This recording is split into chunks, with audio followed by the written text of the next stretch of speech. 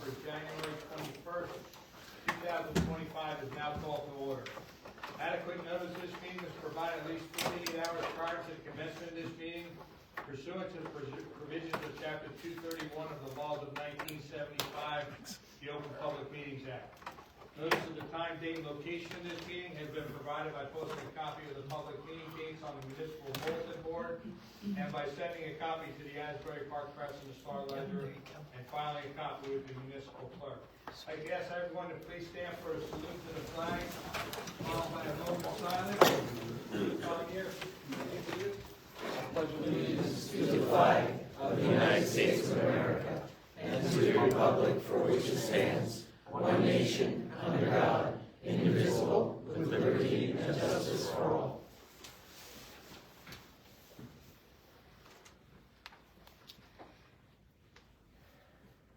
Thank you. Roll call, please. Mayor Kane. Here. Councilman Benedetto. Here. Councilman Friedman. Here. Councilwoman Jordan. Yes. Councilman Reich. Here. Councilwoman Rogers. Here. Councilwoman Schuster. Here. Okay, good evening, everyone. to see if it's coming Good through. tonight. I'm going to change the order a little bit in the agenda. We're going to do number 5. We're going to do this resolution first.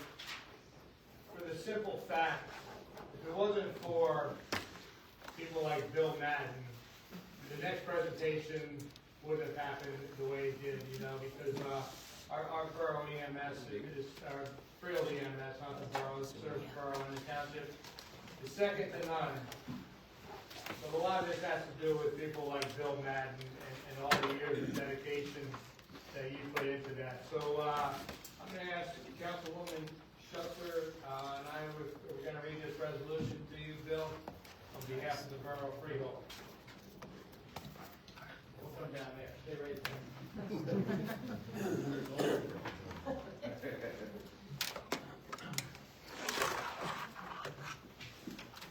First of all, does everybody in here know Bill Madden? Yeah, we do.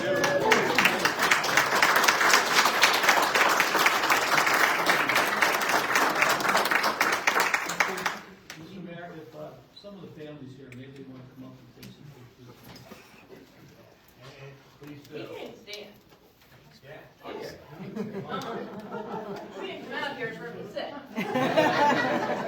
Keep it moving.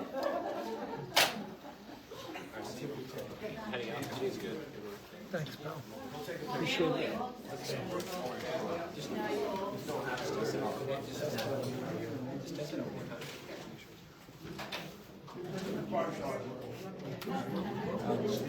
Take care of it.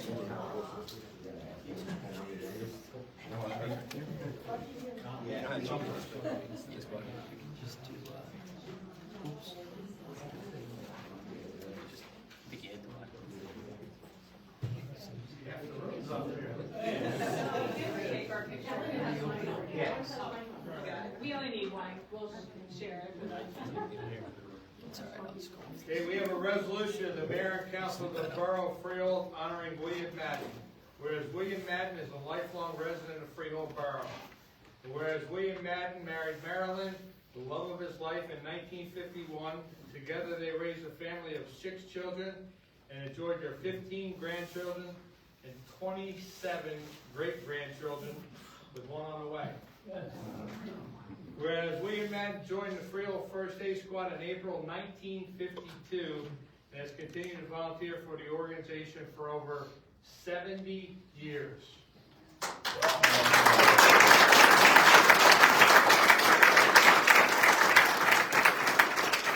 Whereas William Madden has held many leadership positions in the squad, including sergeant, second lieutenant, first lieutenant, captain, trustee, vice president, and president, contributing to the recruitment and training of members.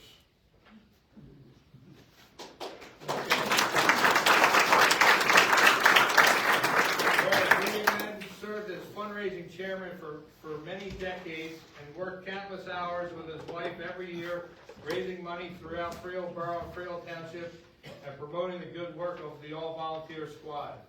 And whereas William Madden was chairman of the committee which oversaw the design and construction of the addition of the Freehold First Aid headquarters on Spring Street, and was instrumental in guiding the board and community through the transition of instituting billing. And whereas William Madden has voluntarily served Freehold Borough for well over 75 years and was recognized in 2009 with the John G. McGackin Award for Volunteerism. Whereas William Madden cares about the health of the community in many ways and served on the Freehold Board of Health for nearly 45 years.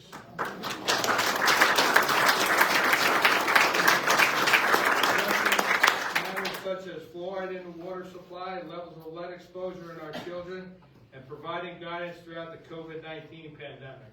Thank you for that.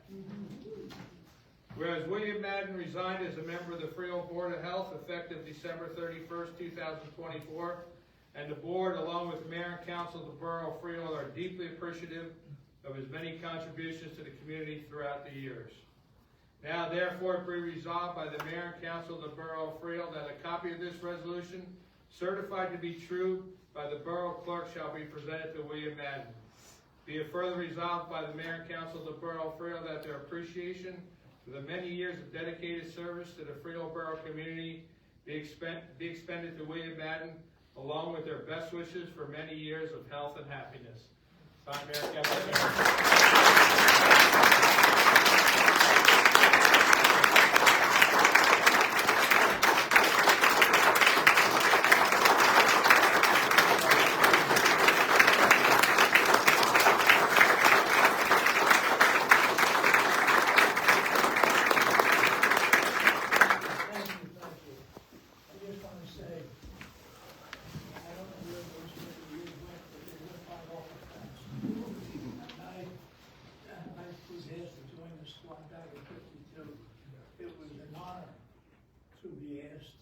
Such a organization, and when I was asked, I knew then that all of my efforts and things would be for the first aid, which they were.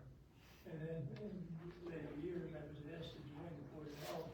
We had another member on who voted with me for years, Phil D'Angelos, who passed away at the age of 95 this last year. He and I rode for over 15 years. On Sunday nights. I had so many years to be thankful for. I'll be 97 Friday, so.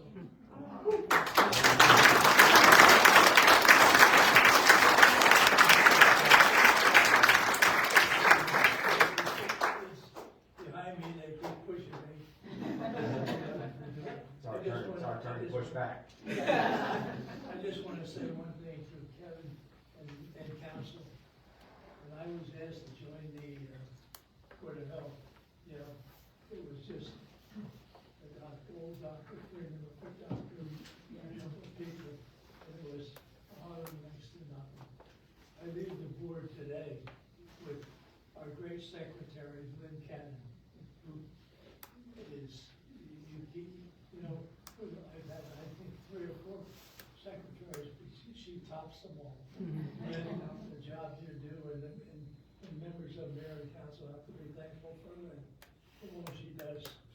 And we leave the board with, we have 2 doctors, another one coming on, 3 nurses, and I remember the first aid squad. So we have a very excellent Board of Health. So we have to be proud of that. Thank you, everyone, mayor and council.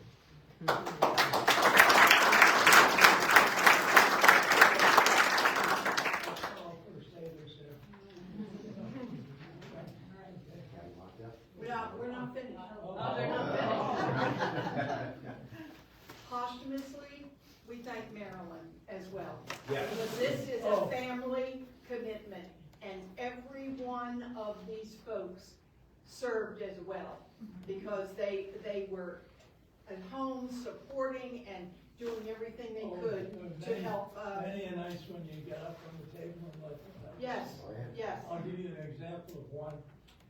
We had just bought Texas, and that was a device where people were getting tired of hearing the whistle blow. And we would see a alert. And I was working at Nestle's. I came in, and I got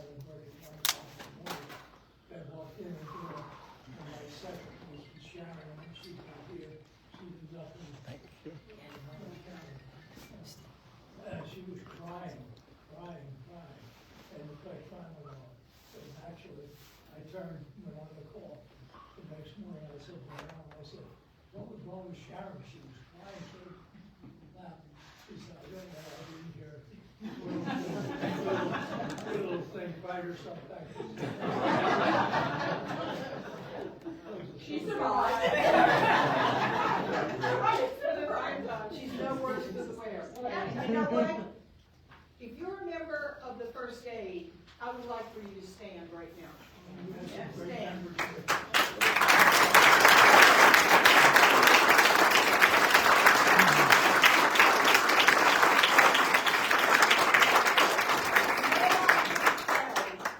In the hearts and the spirits of every one of these who have volunteered and are on the first aid and served, we have a bit of Bill Madden, because he was the master at this.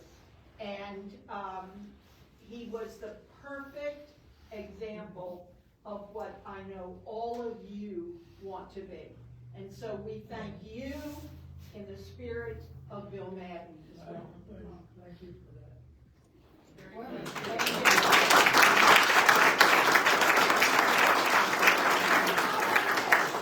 Happy birthday to you. Happy birthday to you.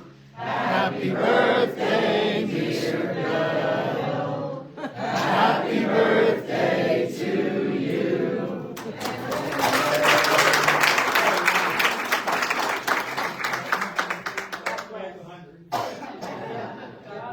All right, thank you. Thank you. Thank you, Mayor, Council.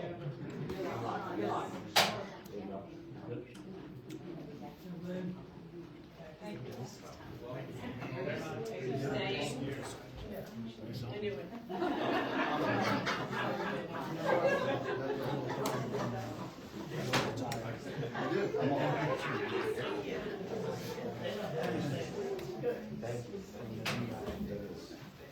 Bill, the only thing better than tonight would have been number name would have won. Now we're just plain tired, not happy and tired.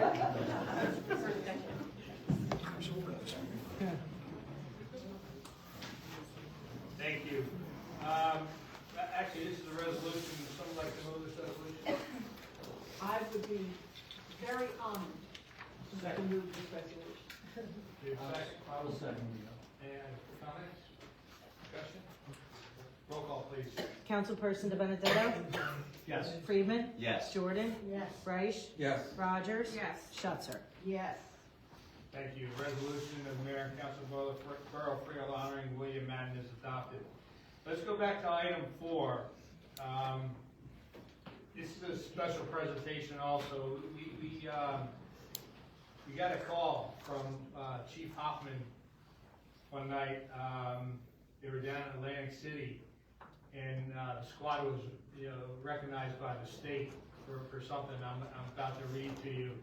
So we had talked to Jeremy and said, congratulations, but you guys need to come in front of council meeting so we can honor you, the right way. So I'm just going to read this real quick, and then I'm going to ask the chief to come up with the members who are going to present a citation to you.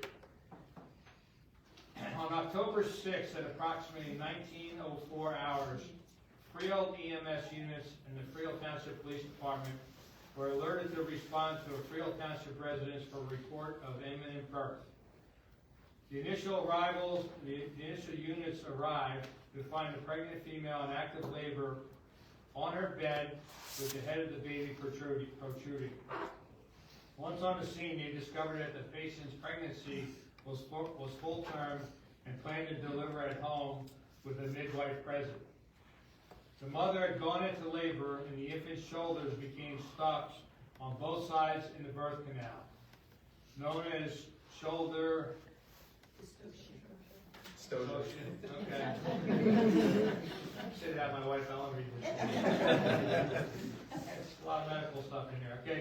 The infant was able to be delivered solely by the midwife. The baby turned blue and stopped moving, indicating serious fetal distress, resulting in the 911 call.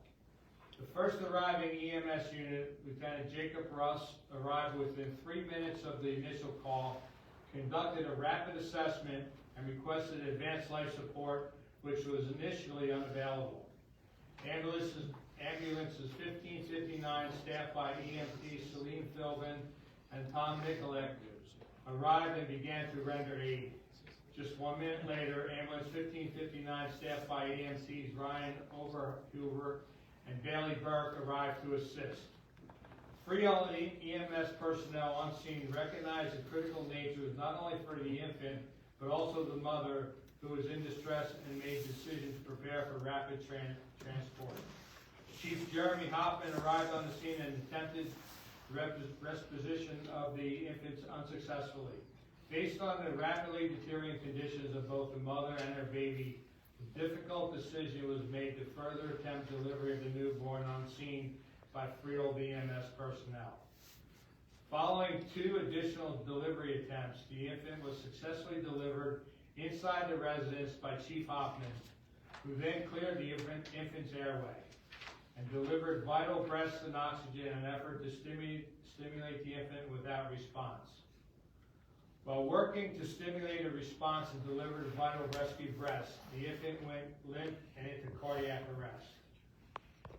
Cardiopulmonary resuscitation efforts were immediately initiated by Freehold EMS personnel on the scene. In addition, the mother began to uncontrollably hemorrhage, which promptly led to effective positioning, bleeding, control measures, and immediate transport to the hospital for emergency surgery. After the mother was transported, EMS personnel remained on the scene performing life-saving measures to the infant.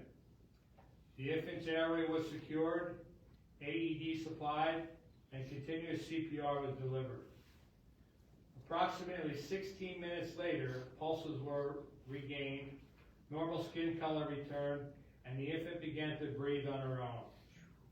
After restoring the infant's pulse, she was transported to the hospital, where she spent several weeks in the NICU unit. Freehold EMS personnel conducted themselves professionally and acted with a distinction in the face of truly impossible scenario in which anything that could go wrong did. Freehold EMS personnel calmly managed an extremely difficult scene and even more stressful situation. Thanks to the efforts, specifically Freehold EMS personnel, both the mom and her baby survived this incident and are thriving today. I'd like to bring Chief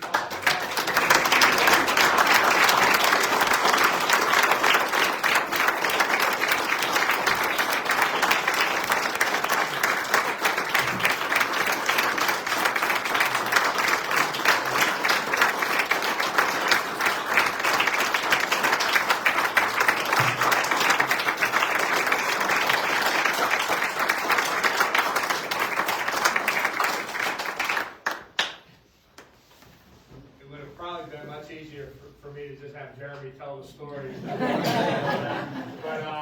But it's important. I mean, this was just one call, and you multiply it out by the number of calls you guys have throughout the course of a day, and but this was recognized by the state. I'll let you tell a little bit of the story about going down to the state convention and being honored. Sure.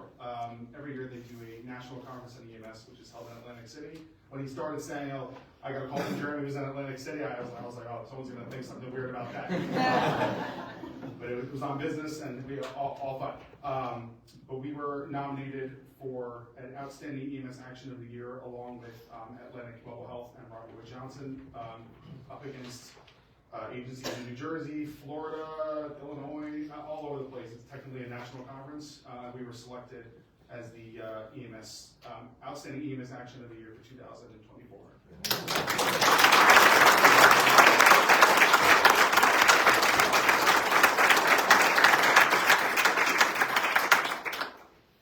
So we have Borough Freehold Municipal Citation. On behalf of the Mayor and Council of the Borough of Freehold, commendation and praise are extended to Chief Jeremy Hoffman for your professional and distinct conduct during an extremely difficult and stressful home birth on October 6, 2024. Thanks to your life-saving measures, mom and baby survived, and are thriving today. Signed, Kevin A. Kane, Mayor, January 21st, 2025. So we have one for each one. So Chief Jeremy Hoffman, I'll ask Councilman Benedetto to present these. Yes. Jeremy, I'm gonna let you do the pleasure. This is your squad, your troop. My pleasure. I think you're better off doing that. I thank you for all of your service to everyone in here, our volunteers. Some people want to say sometimes, where does their tax dollars go? This is part of it, a good part.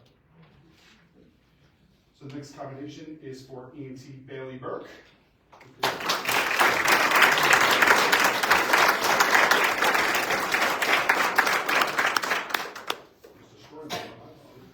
And my next, Mr. Jacob Russ.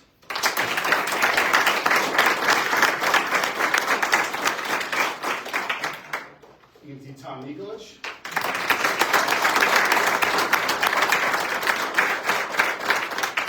EMT Celine Filden.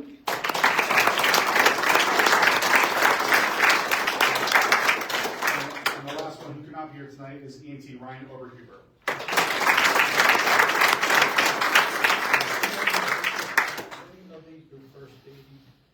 I think all of them, with the exception of me, all of them.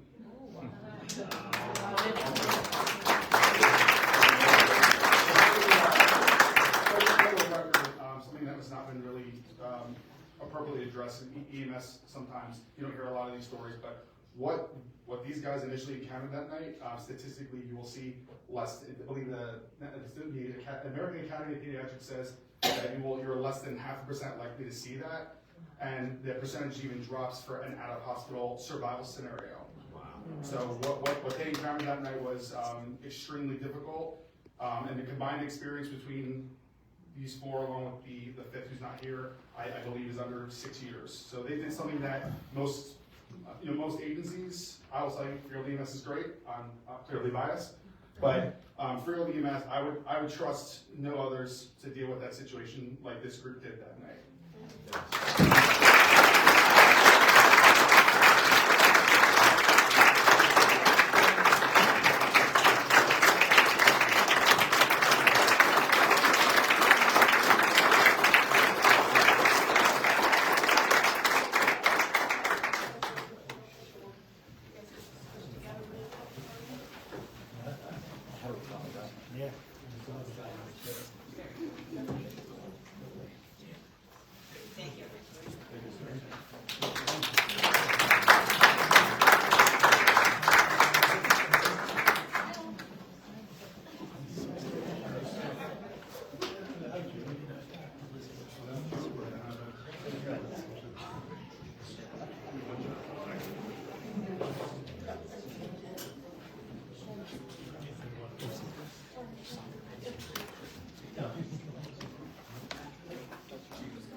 I have to tell you, I've said this before, and many of you have heard me say this before, that you can't really appreciate the Bill Maddens and the EMS folks until you need them. And I will tell you that when my husband was dying, I can't tell you how many times they came to my house, not to deliver a baby, but the panic that I felt when he stopped breathing and all the things that happened in that journey, you can't imagine the relief that you feel until they come to the door and you see them. So for me and everybody else who's used them, thank you.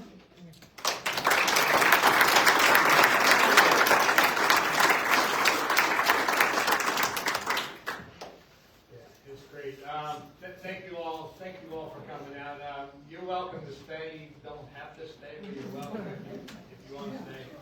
But we really appreciate everything you do for our community. Thank you very much.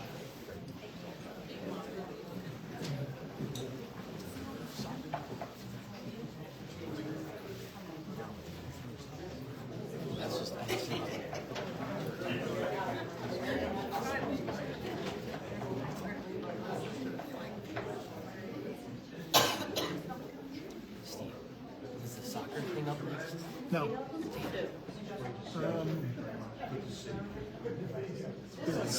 It's you guys.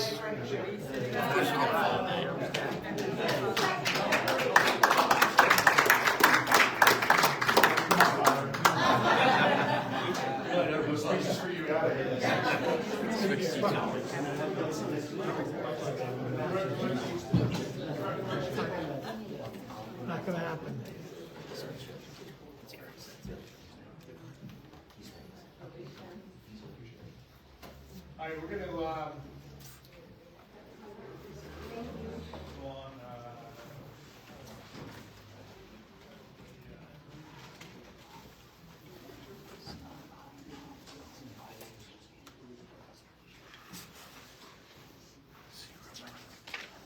Yeah. There's a price. In the resolution, I don't know why. Okay. Yeah. Okay. all right, item 6 this evening is a presentation of Creel Borough Community Activities Committee. I'm gonna ask our administrator, Steve Gallo, if you just want to tee this up for me a bit. Thank you, Mr. Mayor and members of the council. We have this evening Dan Xavier, who is the leader of his band of Merry Men, who brought us music in the park last year, very successful, and he's back today to tell us about another project they're working on that we're all looking forward to. So I'll turn it over to Dan. Sure. Hello. I don't know how I'm on that. I was actually hoping someone else was going to come up here just next. But yes, as Mr. Gallo said, you guys all remember we had a concert in the park series. We did a pilot in the spring, and then we had the actual 4-show rollout in the fall. It was really successful. So my little small playing group, Michael Cave, myself, and a couple of others, we started thinking about more events that we could do, more community-based events, and something for the spring. We came up with the Glory Days softball tournament. I just wanted to take some time to tell you guys about it and let you know what we're thinking, and if there's any questions, we'd love to answer them. So, Mike, if you want to just hit the next one. Obviously, the inspiration for this is pretty simple. Little League in this town is huge. Softball in this town was always a big thing. It just felt like it would be a natural connection. And if you go to the next page, when we started thinking about this, there's a very famous annual co-adult 16-inch softball citywide tournament in Chicago. And 16-inch softballs are a little bit bigger than the standard size. But what you'll see is it's a cherished tradition in Chicago. Many residents playing for over 3 decades. This iconic tournament has long been a cornerstone of the city's sports culture. The tournament invites adults 18 and older to participate in recreational competition, culminating in the crowning of a citywide championship. The winning team earns bragging rights and exciting prizes. So we started thinking, how cool would that be to bring something like that to Freeport? We have a lot of people that love to play. We have a lot of things in downtown to award as prizes. So what if we brought something like that here? So if you go to the next page, so we started thinking, okay, the Glory Days softball tournament. Obviously, Glory Days, we all know the song, we know the tie-in, and couldn't we do something like that here in Riverfront? Get everyone excited about it and just everyone participating. So what we were thinking was an action-packed day of friends and families team up for an exciting town-wide 10v10 softball tournament. It's a fun-filled event with bragging rights and gift certificates to downtown restaurants up for grabs for the winners. So we actually stimulate the places in town to get all the people to come out and participate and take advantage of some of the great facilities that we already have here in town. So if you go to the next one, obviously we were just showing pictures of everyone participating. Actually, if you go back one, if you hit the up button, the picture on the left, that's actually from the softball tournament in Chicago. So the one on the left, you'll notice they don't have gloves. These 16-inch softballs are actually played without gloves, and they soften as the more you hit them. Now we haven't decided if we're going to actually use a 16-inch one, a little more traditional with a glove. I think most people would want the glove ones because they're more comfortable in it, but that's actually a picture of them. And obviously the guy missed the ball on the left. But if you go to the next one, so for the venue, we looked at St. Rose, we looked at Wilson Field, and obviously Wilson Field has the infrastructure to do this. It has a snack facility, it has bathrooms. We've gotten alignment from the Little League Commission to do so, and there's 3 fields, which you'll see is pretty important to the tournament style that we orchestrated. So this would be the tournament structure. There's 7 innings, figuring 2 hours per game. There'd be a total of 8 teams, and they'd all culminate with a bracket style going to the grand champion for the 2025 Freehold Borough champions. Go to the next slide. Basic rules. We picked up a lot of these rules from Chicago because it really makes sense. They've been doing it for 36 years, so why reinvent the wheel? But 18 plus to play. It's an 18 tournament. We would charge a fee, and that fee would go towards actually paying for the umps. We would need umpires for this. There's a 12-person max roster. 6 males and 4 females on the field at all times, because we don't want it to just be one way or the other. We want to get everyone involved. Players may only commit to 1 team. Obviously, we don't want people playing on multiple teams. And the winning team receives a $100 gift certificate to a local restaurant. So that's not all. All right, logistics. It'll be on Saturday, May 31st, 9 a.m. to 6 p.m. And we already cleared this with Freehold Borough Little League. They said that date would be available. There's 3 playing fields over there, which is pretty important to the setup of it. They have the bathrooms already there.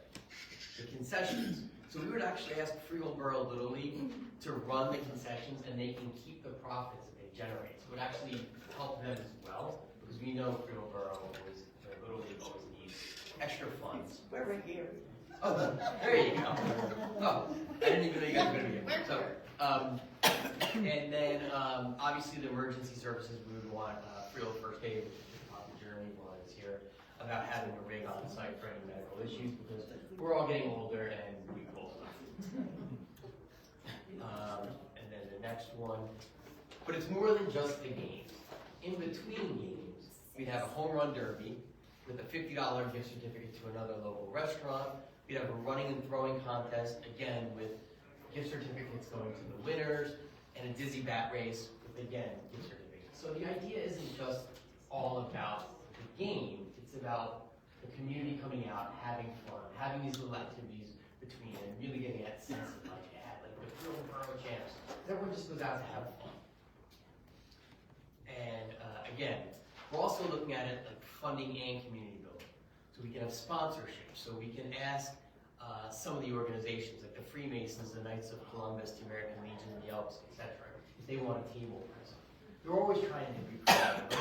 So let's see if they want to come out. And it's not, we're not using it to really generate a lot of money, so it's a $50 per organization. And again, that in conjunction with the money that we would raise from the entry fees would pay for the umps, because we do have to pay for the umpires. And obviously there's no charge for town organizations. So First Aid, Fire Department, various other committees, if they want to go, they would have a free table. It's not about making the money, it's just really about getting the umpires paid. But we should be able to cover that with just the amount of 8 teams. That's pretty much it. So I know it was short and sweet. Does anyone have any questions? Farmer's Almanac says May 31st is going to be delivered. I'm hoping. That was the date that we had gotten that we could do this. Obviously, we're trying to figure it out. We'll have a backup date. But I think the big thing is we want to get in front of you guys to make sure you guys are okay with it, so we can start actually promoting it. Because we do want to be able to film 8 teams, which I don't think is actually going to be that hard. Because just informally, we've been asking a lot of people want to play. Yeah, we're gonna umbrellas on the Borough Shores, right? Yes. 1-1 counts, the game goes faster. Um, Start with a 1-1 count. I'm open to suggestions. I'm like, I'm just giving you a little, what kind of ball you use, because the fields are small. Mhm. At my age, I could probably hit one out.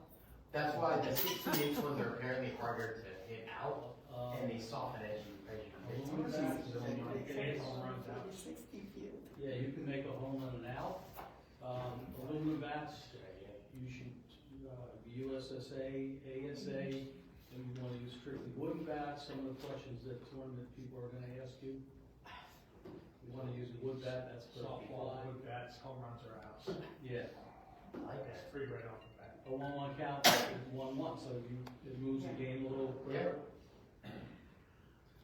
No, I think I mean. Oh, we sure. can- I have no issues with that. Yeah. No, just suggestions, just to let, some of the questions some of these people are gonna ask you. So maybe what we can do is tonight or even tomorrow, we'll figure out actually define the parameters a little bit more. Talk to, Yeah, just tighten them up a little. Yeah, we were working with George to figure out umpiring and all that good stuff. are there rules from the Chicago version that can be adopted for this, or? Most of the rules that we'd actually read when they were very high level, Okay. but I can probably do some more digging to find out if 1-1 count or, Yes. because those are great ideas. Some of the batting order is male, female, male, female, male, you gotta alternate. Mhm. Some tournaments do that. Also, maybe a good thing to have, superlative prizes, best dressed team, best uniform. I mean, we could, I mean, that's the thing, we can make this as fun as we want to make it.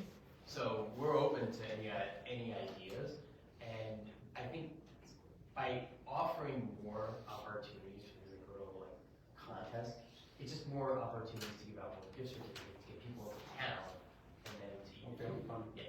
I mean, that's really another economic driver. It's just getting people into the town to enjoy the restaurants, and not even just restaurants. There's any other sorts of businesses that we want to promote. We can do gift certificates for those as well. We're not limited to any one area. Most people that bring the kids the playground's there, so that's Yeah. good. Some other little games for them would be great. You might be able to get the Elks and other organizations maybe to do things with the kids, Yeah. It's great thought. Win-win, win-win. And I think some of the sounds- organizations are gonna, field their own teams. Yeah. So, Yeah, I would imagine you would probably get teams from maybe a coming police out. team. Fire department, yeah, I mean, you could get those teams out there. So, recreation, a bunch of games that we used at, we had that, old timer game a few years ago. Yep. And so we have all those games that are available. Yeah, I mean, if you want to bring us to recreation too, maybe there's a way we could help out. Yeah, that would be great. That would be fantastic. I don't have an issue with the tournament. I think it's a great idea, but I think it's extremely important that you invite the entire community and allow everyone to have an opportunity to participate in this. And I also would ask that you maybe would think of a different name, because the Glory Days name, while it has tie-ins to Springsteen, and I understand that, it may not be as positive a name for some of the other people in the community. So I would ask that you would just really think people who use that as the name, because we have people who have issues with the name Oak Freehold Day, and have come to the Human Relations Advisory Commission to ask that that name be changed, so things like that. So I'd ask you to just consider, a name that embraces the diversity of Freehold Borough. Okay. Yeah, I'd have to think about what we could do. Yeah, no, I definitely appreciate it, because I know there's been with Old Freehold Day, there's been questions about the name. I wasn't thinking of this in that kind of vein. I was thinking of it more like a just reference to the song and Springsteen and kind of like capitalizing on that. Right. But yeah, no, I think we're good. If anyone, Is there a comment? Oh, I did didn't it- know what was said. I don't know, I didn't hear. Does are we? You have to pay him to use that. If it's in reference to the song, then you do have to pay him. He doesn't own the word glory, so we could just call it something else. It doesn't really matter. But if anyone doesn't have any questions, Beer, right? Is there a beer at Artiste on Glory Day? there is. Yeah, there's a lot of. So I think, Yeah, it's. I think you'll be on short footing. Now, that is good, because hopefully the Little League will absorb the. Well, that's the thing. Like Stand, right? if we can get like we get the that's the idea. Like if we can help them do that as well. Win-win. Yeah. Great idea. Great community event. Great idea. Thank you. You'll be hearing more of it. Obviously, we'll have to be promoting it soon, so to get the teams, but you'll be seeing it soon. But thank you very much. Thank you. And, Thank you. Thank you, Mike. Thanks, Dan. Thanks, Mike.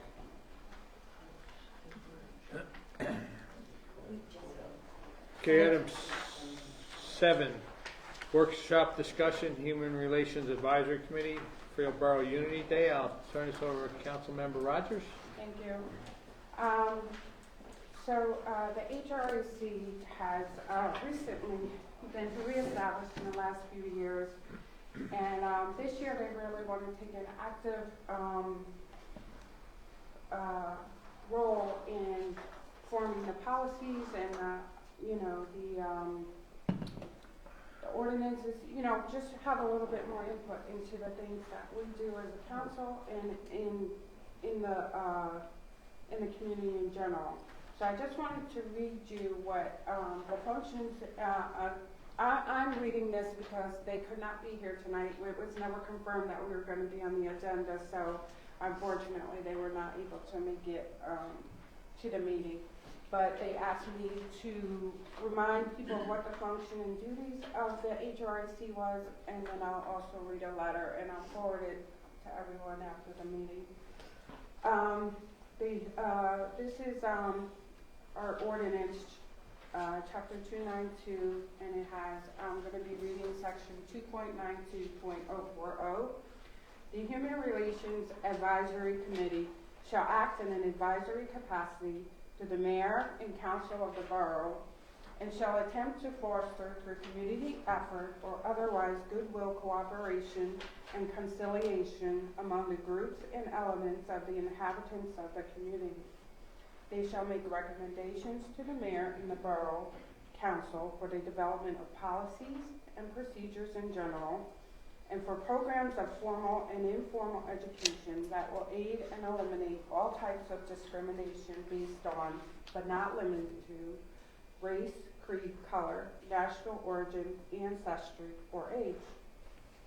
The Human Relations Advisory Committee shall, in conjunction with and in cooperation with other borough departments and state and federal agencies, develop programs that will promote the health, education, welfare, and employment, economics, recreation, and the total prosperity of all segments of the people of Freehold Borough. The Human Relations Advisory Committee shall perform other reviews and investigations that are requested by the mayor and/or borough council. So that is what the function of the Human Relations Advisory Committee is. And this letter comes from Wanda Richards-Clark, who is the chair of the committee, and Claire Morales, who is the vice chair. Greetings from the Human Relations Advisory Committee. We apologize that we are not able to attend in person due to prior work and travel commitments. The members of the HRAC would like to thank the members of council for allowing us to present our idea to further unify our community in response to some of our neighbors' growing concerns, anxiety, and uncertainty. HRAC would like to organize a unity walk. The purpose of the walk is to present a visible and tangible message to our community and concerned friends and neighbors that Freehold Borough is a place where our minds, hearts, and homes are open. The walk will hopefully remind others why they chose to live and love the borough, reminding them that at some point, someone's mind, heart, and home were open to them. Dr. Martin Luther King Jr. said, "The ultimate measure of a man is not where he stands in moment of comfort and convenience, but where he stands in times of challenge and controversy." He also stated, "An individual has not started living until he can rise above the narrow confines of his individualistic concerns to the broader concerns of all humanity."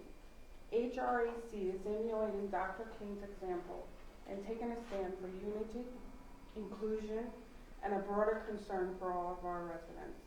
We would like to invite all Freehold Borough residents and friends to stand with us and participate in the Unity Walk that we want to hold on April 5th, 2025.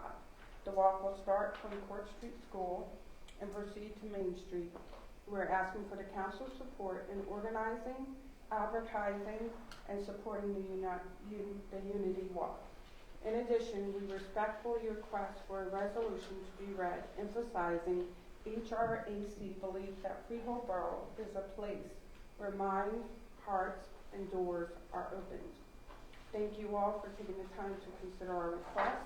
I will leave you with these words from Mother Teresa.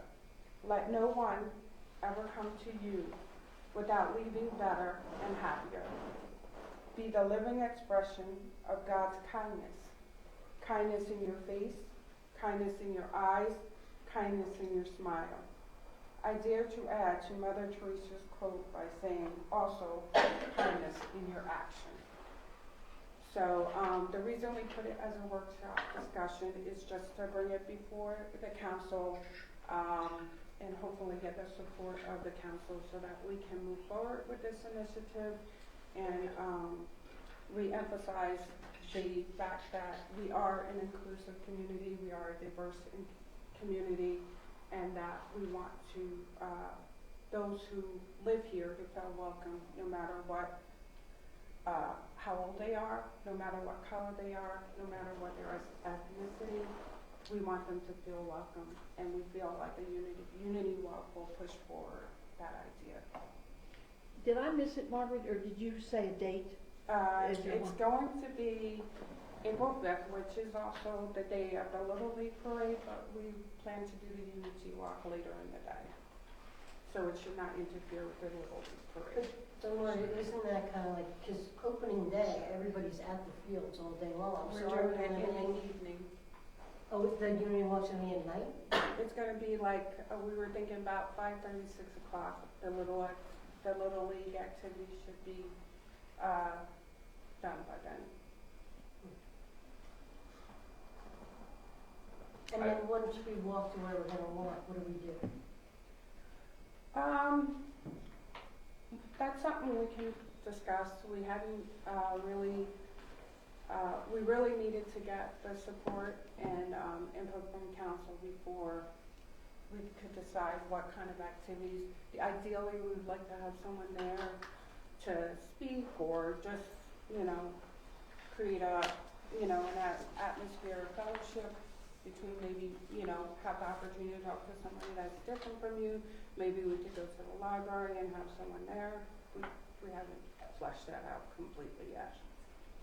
Yeah, a couple of years ago when we did two of them, we did 2 Unity Walks with Human Relations Committee. We had, it was wonderful. She had face painters, she had bouncy rides, she had the police department was there. It was just, there's a lot of activities. The Clergy Association cooked for everybody that day. It was It might be a nice idea to even walk to Liberty Park for those, or, have people go over to Liberty Park and have a little festival there or something. But, given that it's the same day as the Little League Parade, it might be a lot for some people. So we just have to figure out how we want to present it this year. I think it's a great idea, and if it's ending it in downtown, downtown organization would be happy to help in any way. Thank you. What do you need here? Do you need a? No, it's just to bring the idea forward, and then as we plan it out and get more information together, we will bring the full idea. Hopefully, one of the members of the HRAC will bring the idea forward, do a presentation similar to what we did for the softball tournament. One of the things that we found out the other week at the Memorial Day Parade Committee meeting was that the DOT has changed the regulations as to get approvals to close off streets for parades and events and things like that. If the route goes like up 79 to Liberty or down 79 or up 79 to the school library or down 79 to Liberty, Sergeant Santana would have to fill out the form or whatever it is, and there's a process to it now, unfortunately. So whatever the path is, The earlier that we can get that set, the better, because it'll take them like 30-something days to review it and write comments and things like that. But I also think there's a good, I mean, I don't think, and I can be totally wrong, but I don't think we're gonna have like 1,000. Like, I think it's probably, I think we could use the sidewalks. Yeah, eventually. well, I mean, It it came up in conversation that like the Little League has a police escort and they use one side of the street, but with like all the Yeah, kids. that's not gonna work. Right. Yeah, DOT, that is. I don't think that's the. No. The conversation was that even that's probably not a good idea. Right, that's not gonna work. Yeah. They're gonna have to either walk on the sidewalk or Yeah. it's good. Yeah, I don't think the plan was to have a police escort. I think the sidewalk would probably be the Yeah. easiest, And that's not the town, that's the DOT. Yeah. which is stuff, Making a whole these- other issue we're gonna have to. Yeah. deal with, because I believe the crop walk That's is the gonna sidewalk. mess up. Mhm. everything. Yeah, Yep. they did, yeah.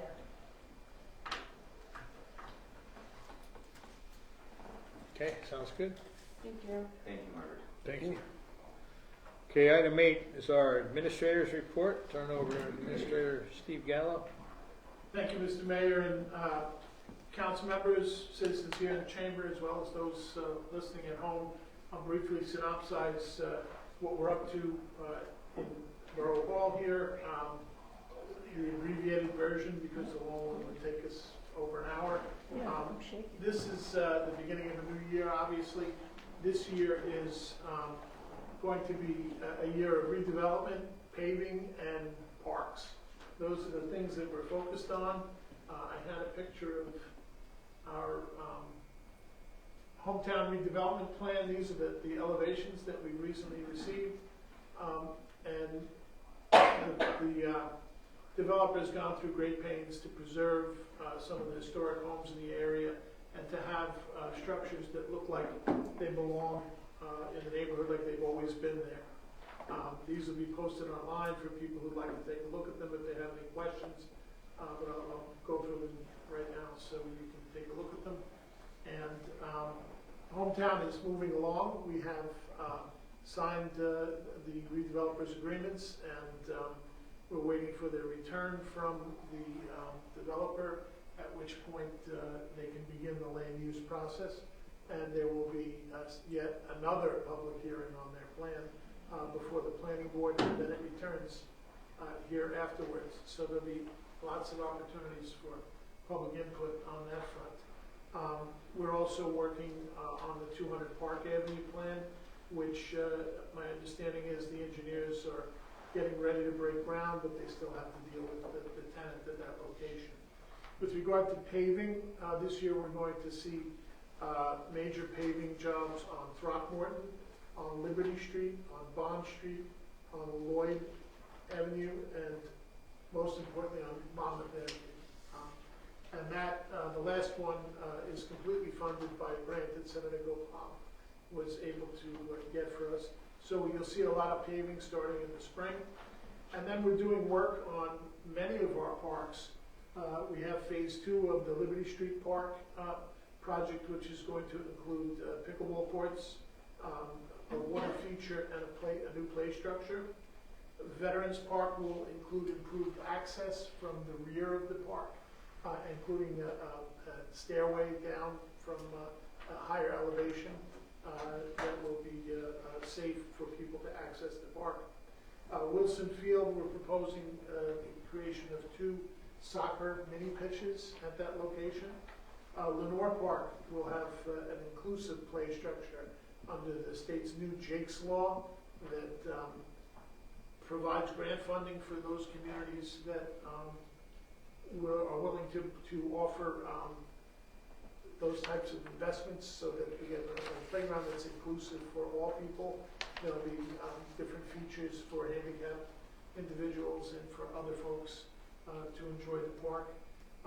Musgrave Park will have a new play structure, and then at all of the parks we're looking to install bike repair stations so kids can ride bikes to the parks. And if they get a flat, there'll be a pump there. There'll be, your wheel is loose, you can tighten it up there. We're also looking for water fountains in the park, so you're never too far from a drink of borough water. Most of these improvements in the parks are being funded mostly by grants, including funding from the Green Acres program, the Jake's Law Program, the County Open Space Program, the Department of Community Affairs Recreation Improvement Grant, participatory budgeting, the USA Soccer is giving us a grant for the mini pitches, and it's escaping me. MVP. That's right, MPP, Neighborhood Preservation Program, will help us with improvements within the zone. So we're happy to report that most of those improvements will be done with grant funds. And that brings us to about halfway through the pictures. I'm not trying to be quick, but gives you a general idea. Coming through. They're not coming through. They stop. All right, sorry about that. I'll get it fixed. This is a technology challenging day today. So anyway, that's the bulk of my report. I'm happy to answer any questions anybody has. As always, I appreciate the hard work you and the staff do to go after grant money. You know, it makes a big, in the long run, it makes a big difference to the improvements we can make with that state money and other money from various organizations. 8 million so far. 8 million. Yeah.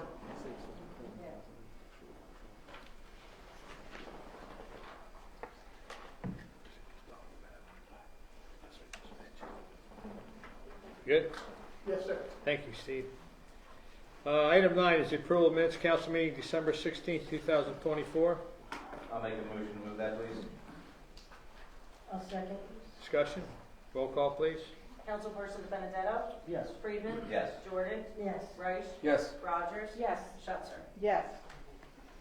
Okay, the minutes of council meeting December 16th, 2024 are approved.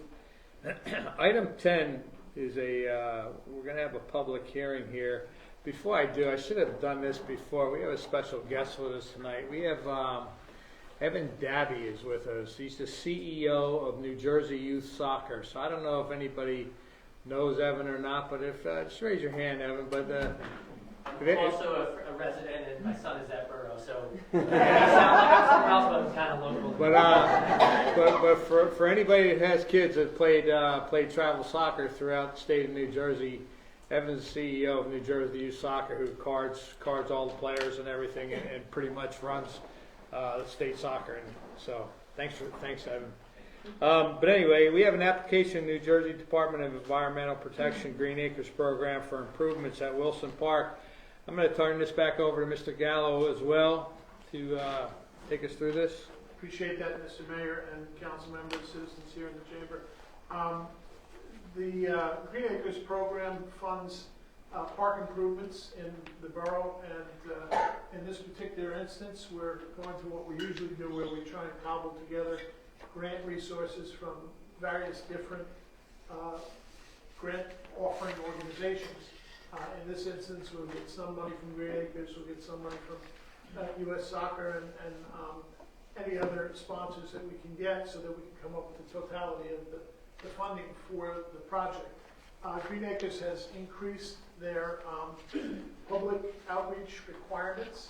You may have seen on the borough's Facebook page that there was a survey recently. If you haven't completed that, go to the Facebook page and complete the survey to give your input into this particular matter that we're discussing, which is the installation of 2 soccer mini pitches at Wilson Field.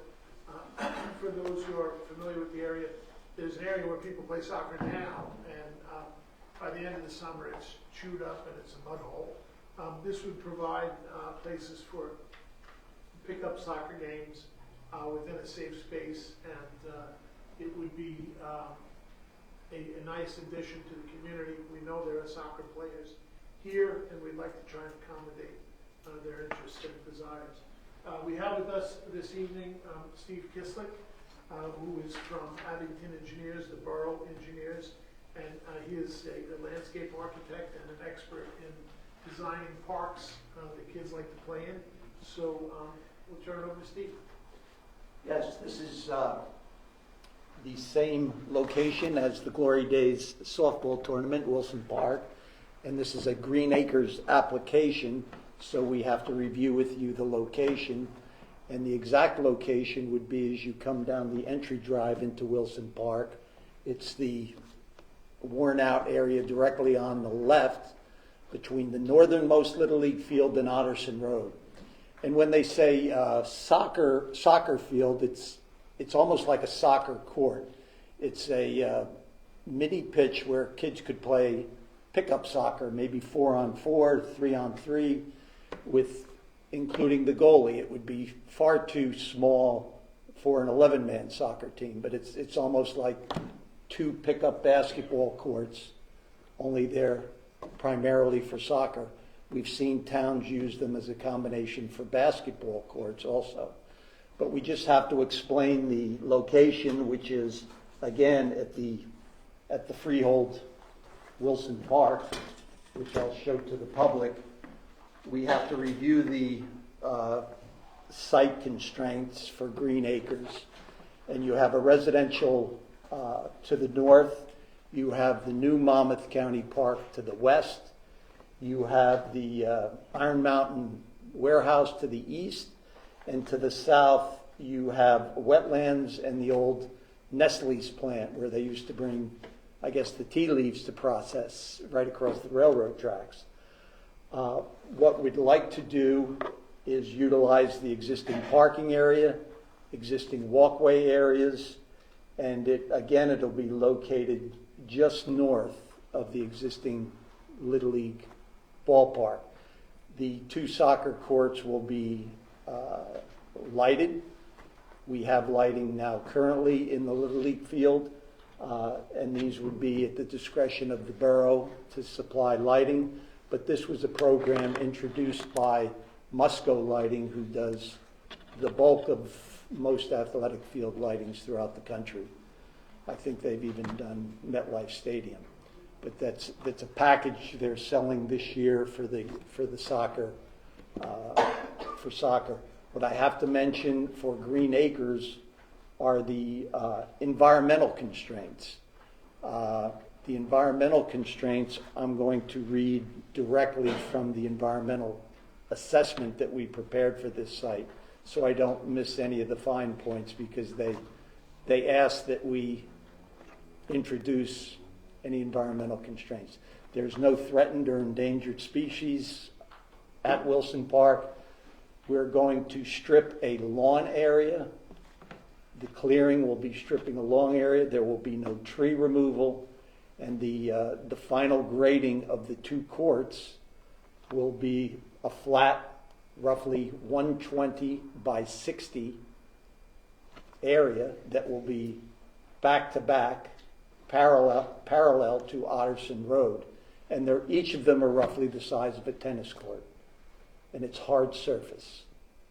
I wanted to read the short-term impact of the site will occur while the site is under construction due to the earthwork that is needed.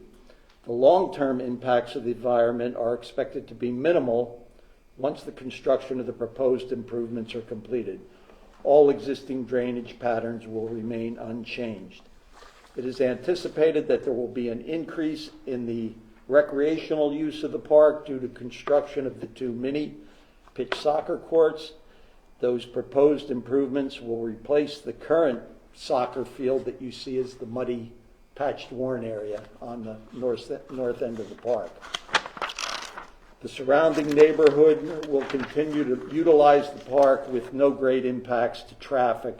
The site is currently utilized by an existing parking facility now, a pedestrian access to the park that you can walk off from Otterson Road, and you have no DEP permits that will be required. We will need local building permits, and we'll need Freehold Soil Conservation District permit for the earth moving. The only construction permits will be what I just mentioned, and there will be no impact by sea level rise. We have to mention that in the environmental. Alternatives, we have to mention alternatives to the proposed action. We looked at Lake Toponimus Park. It's similar in size and was considered as an alternative site for upgrading. However, this park has no current soccer fields or similar uses. Further, any upgrades to this alternative site could lead to a great amount of tree removal and new park upgrades. Therefore, Wilson Community Park was considered to be the most viable candidate to the proposal due to the fact that the park is mostly cleared. There is no clearing needed based upon the site is currently developed. It's about 18% woodland and the rest is open field with the action of the Freehold Borough Little League, and there's an existing park located in the outfield. And of course, you have the concession stand and restrooms there also. The mitigating measures, as previously described, the greatest on-site impact will be the removal and replacement of existing lawn areas and the construction of the 2 mini-pitch soccer courts. These impacts will be mitigated by, again, adherence to soil erosion sediment controlled and review and approved by the Freehold Soil Conservation District. I just have some renderings that I'd like to pass out to show you what the court looks like, and they'll be shown back to back, not side to side. They're a hard surface, and it's almost like, you know, pickup basketball, only it's pickup soccer. Has this been bounced off like the Little League board? No. I know it's our property. No. Well, No, it was not. There was a public survey though. Right? Yeah. Yes. I like the idea. Is the area around the mini pitch paved, or is it going to be grass area? No, it will be a hard surface. So- Right now, Around it would be grass. around it, Inside. it'll be surrounded. Where that, you can see this perimeter is a lawn area also. No, but in the rendering, there's a paved concrete walkway that surrounds the mini pitch area. Yeah, there will also be an wide is apron. So we know. I have the total concrete area will be 84 by 280. So there's a concrete apron around the mini pitch. And what you can see, the facilities almost look like a little hockey rink. They have borders, goals that can be dismantled by the Borough Recreation Committee or DPW and put away in the wintertime. You know, the only permanent structure would be the lighting that's proposed. But again, it's right here where the lawn area is eroding, where they play soccer now, right next to Otterson Road. The post rail fence that's out there will remain. All the street trees along Otterson Road will remain. And we're just disturbing a little bit of the lawn area. You know, if we keep the disturbance under 5,000 square feet, if we can, we would not even need a soil erosion and sediment control permit. But that would be based upon a topo survey and site grading.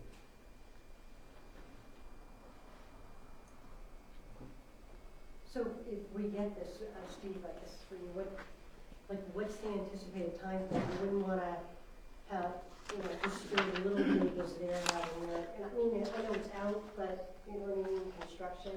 We can coordinate construction with anyone that's impacted by it.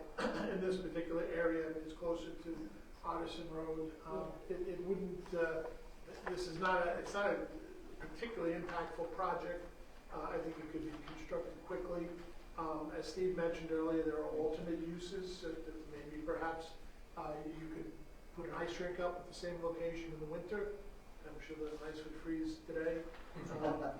And I would be remiss if I didn't mention that we have had input from All Kids One Field and from Ray Rhea, Attorney to the Stars. Has a lot to say about soccer. There is a big push for soccer-related activities in light of what's going to happen next year in New Jersey with the USA Cup and that sort of stuff. So there's an interest in it.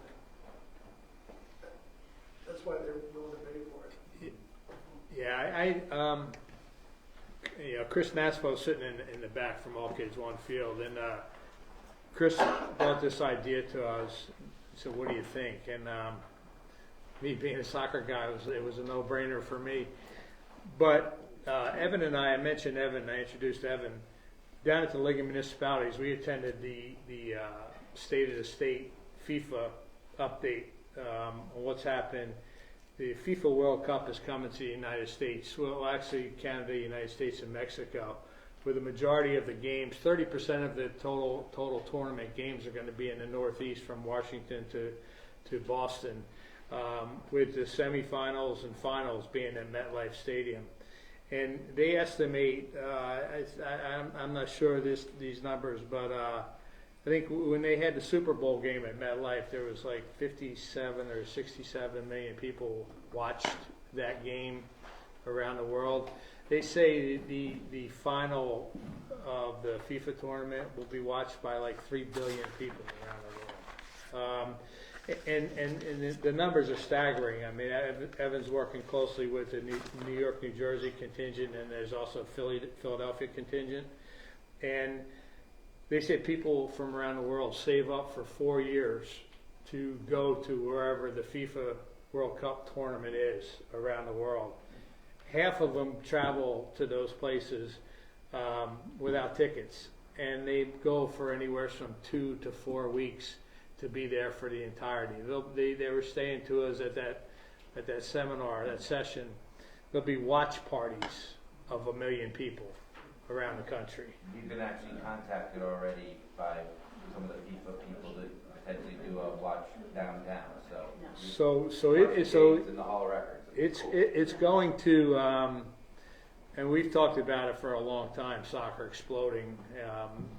Evan can tell you what's happening with youth soccer, but there is going to be an absolute explosion. Right, this current summer in 2025, they're having a club world champion tournament.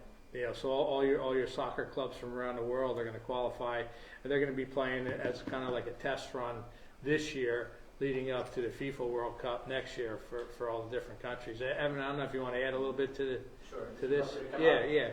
So just a little bit on the context. I think you said it perfectly, but a little bit of color to it is this upcoming summer will be the FIFA Club World Cup. So there'll be the top clubs in the world coming here. That's, as you said, a run-in. There'll be 8 World Cup matches, including the finals, and we'll call it MetLife, and then 6 in Philadelphia. That's the equivalent, they say, of 14 Super Bowls in terms of events. Each one of those will be like its own Super Bowl in terms of magnitude, in terms of scope. On the youth level, we expect a growth of between 20 and 30% next year, just with some organic stuff. And the last World Cup, when it came around 94, the participation in youth soccer grew around 50%. I don't anticipate that type of growth because it's been more established, but I do anticipate some growth. And pitches like this that's being proposed, you just don't see. And when I have seen them, it's the ways of getting the community engaged is unique. So just a little bit of color and perspective on the sport, and thanks. Thank you. Yeah, any questions? Any questions from council? Or? I think we need to hear from the Little League. Well, I had a comment for a question first. Sure. Or a comment.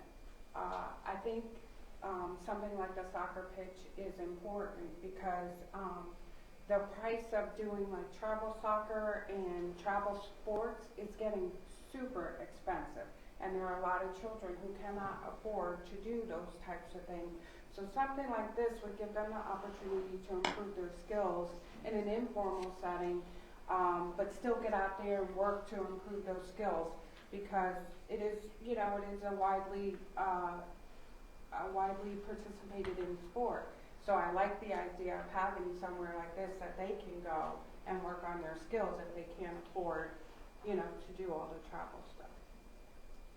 I do think it's also important to point out that these are scalable. The ones we've selected are the smaller ones. They have larger models. If this is a success, then we can find another location for a larger one. That's something we can do in the future. Thank you. Okay, this is a public hearing, so I'd like to open it up to the public. If anyone from the public care to comment on this, please step forward, state your name and address for the record.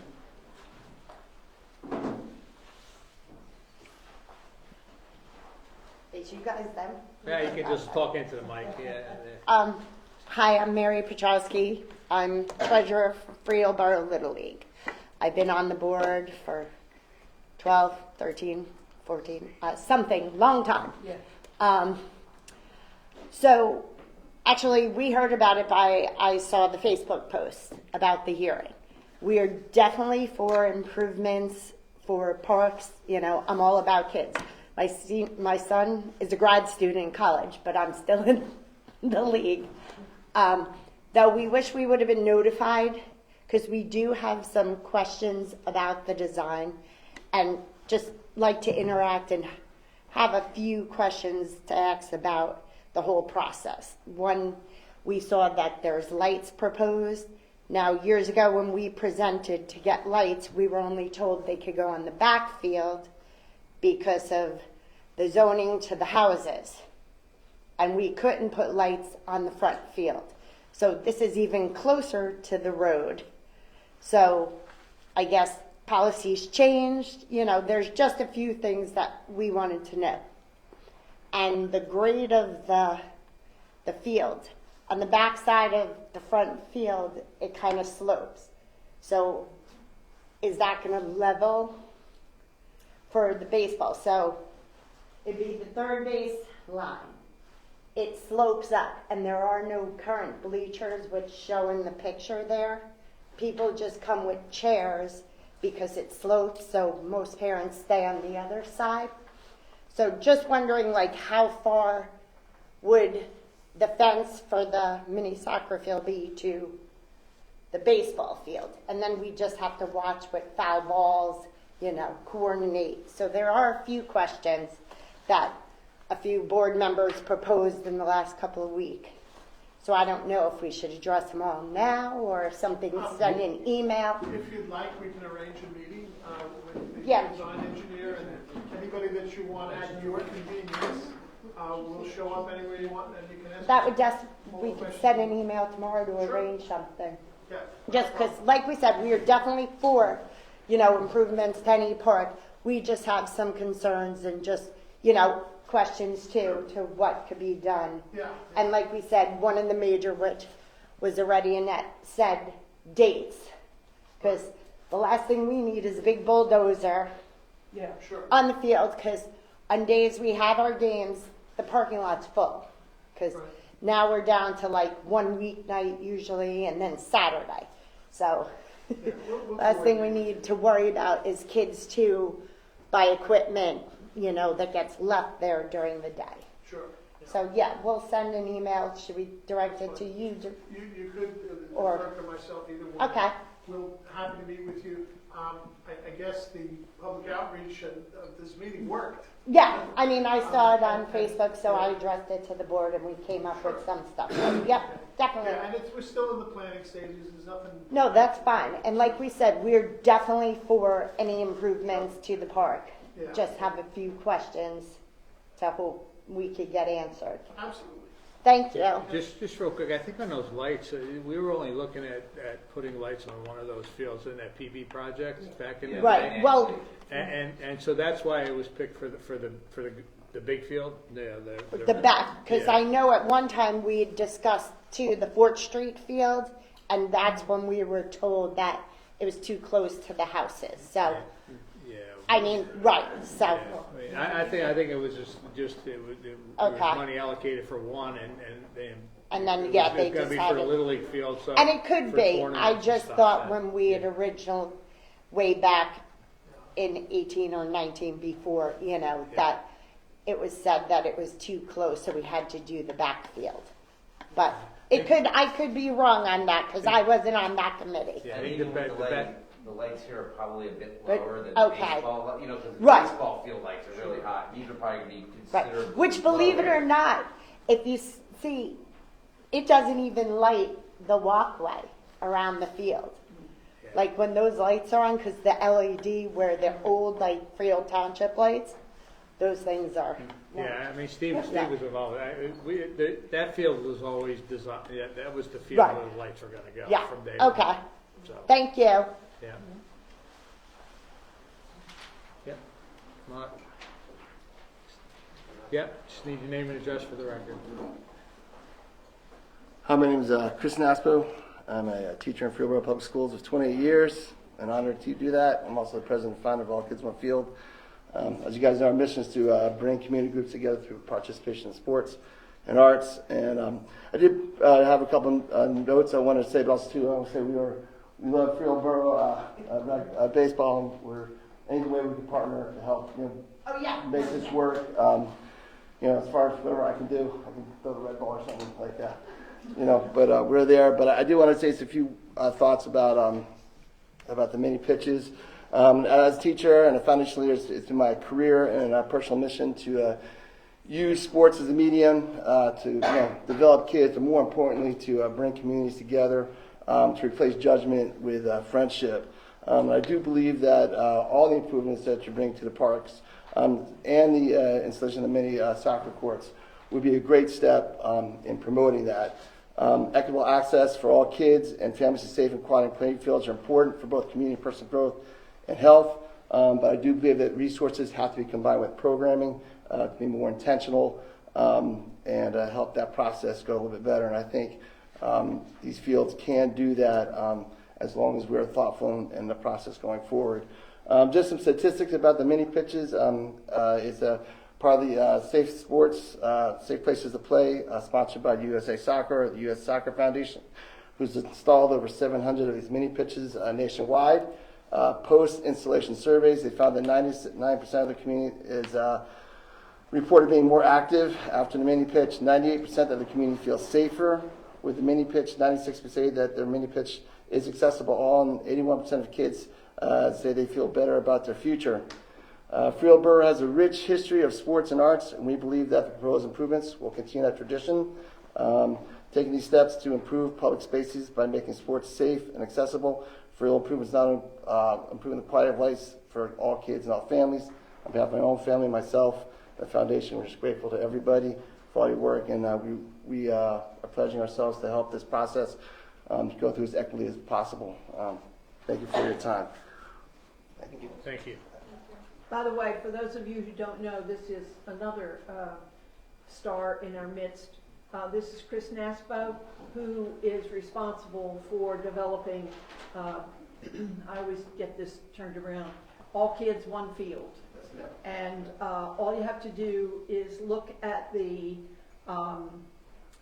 yearly, well, they do lots of things, but the yearly soccer event over at the school that brings in kids of all ages, colors.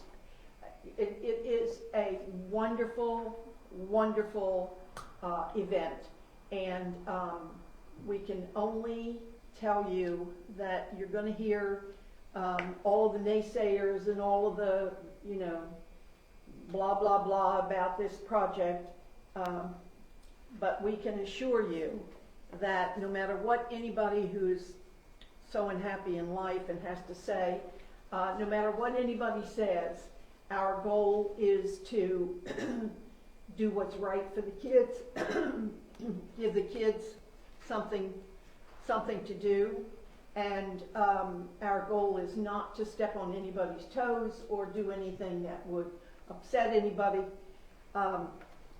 So we can all work together, as Chris said, we can all work together in a project that will make this an even greater community in which to live.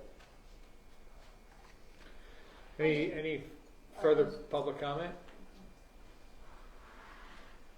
Okay. Seeing no further comment from the public, I move the public portion be closed. Second. Roll call, please. Councilperson Benedetto? Yes. Friedman? Yes. Jordan? Yes. Reich? Yes. Rogers? Yes. Schutzer? Yes.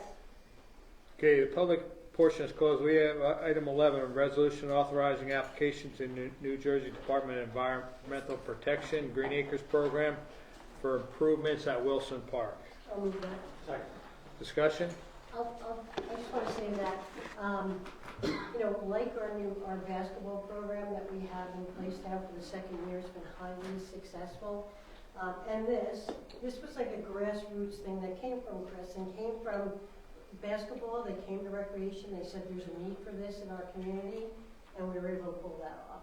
And the same with this too. And it's so nice to have the community input, letting us know what are, you know, some of the needs that they see in the community, and us being able to move forward.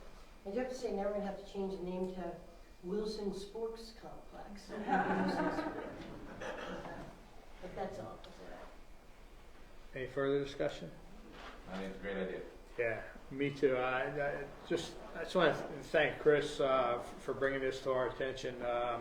As Evan alluded to, the possibilities are endless with something like this. I mean, you could do 3v3 tournaments and a lot of different things. So we really appreciate this. Roll call, please. Councilperson DiBenedetto? Yes. Friedman? Yes. Jordan? Yes. Reich? Yes. Rogers? Yes. Schutzer? Yes. Okay, that resolution is adopted. Item 12 is a resolution adopting New Jersey Department of Community Affairs calculation of the Borough of Freehold's fourth round present prospective need affordable housing obligation. I'd like to move that, please. I'll second, please. Discussion? Roll call, please. Mr. Chairman, I'd like to read a Okay. statement before Sure. you vote. Please do. Okay. On March 20th, 2024, Governor Murphy signed into law an amendment to the Fair Housing Act to address the fourth round.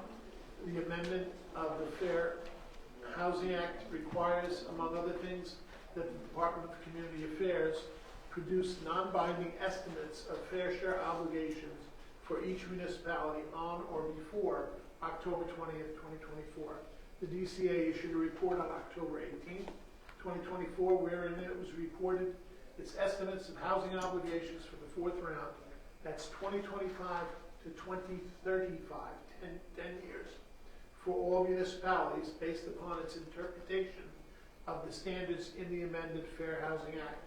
The DCA report is non-binding, and the amended Fair Housing Act provides that all parties shall be entitled to rely upon regulations on municipal credits, adjustments, and compliance mechanisms adopted by COA, unless those regulations are contradicted by statutes.